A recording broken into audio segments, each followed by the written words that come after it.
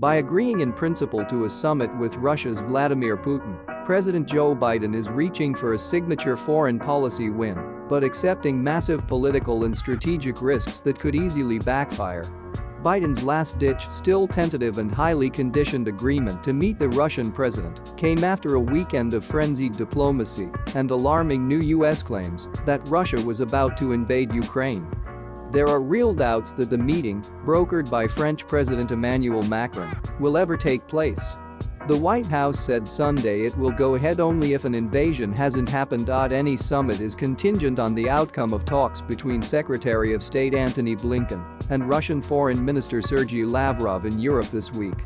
That meeting also depends on the condition that Moscow's troops don't further encroach into Ukraine. Blinken and Lavrov will discuss further if the invasion hasn't started by then, in which case it's all off, an official told CNN's Caitlin Collins and Arlette Sens. No timetable or venue for any presidential summit has been set. White House Press Secretary Jen Psaki also stressed that if Russia chose to invade Ukraine anyway, the U.S. would impose swift and severe consequences. And currently, Russia appears to be continuing preparations for a full-scale assault on Ukraine very soon. Only hours before news of a possible summit emerged after a late-night call between Macron and Putin. Following a previous conversation between the French president and Biden, the U.S. warned it had intelligence suggesting that the Russian strongman had already given his field commanders orders to invade Ukraine. And on Monday morning, Biden's national security advisor Jake Sullivan painted a dire picture of the situation around Ukraine, saying an extremely violent attack could happen in the coming hours or days. It will cost the lives of Ukrainians and Russians, civilians and military personnel alike. But we also have intelligence to suggest that there will be an even greater form of brutality, because this will not simply be some conventional war between two armies. It will be a war waged by Russia on the Ukrainian people, to repress them, to crush them, to harm them, Sullivan said on NBC's Today Show. The extreme distrust shared by all parties to the conflict, Russia, Ukraine, and Western allies, means this diplomatic breakthrough will hang by a thread.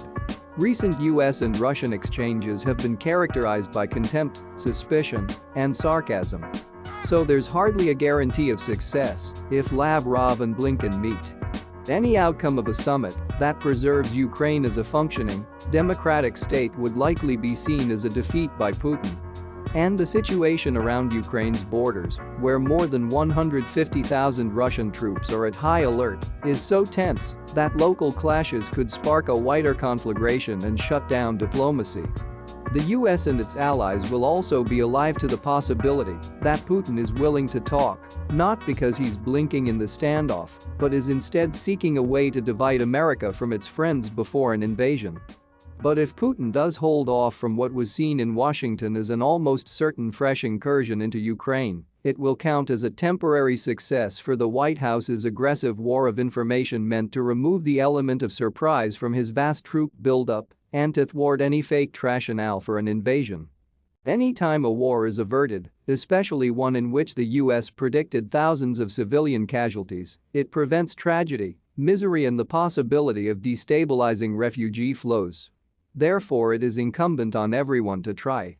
Russia was non-committal on the idea of a summit, with Kremlin spokesman Dmitry Peskov saying that there were so far no concrete plans.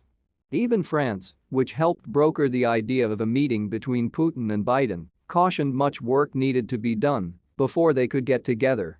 "We are making our last efforts, the most intense, to avoid the worst," a source at the French presidential palace told reporters on Monday.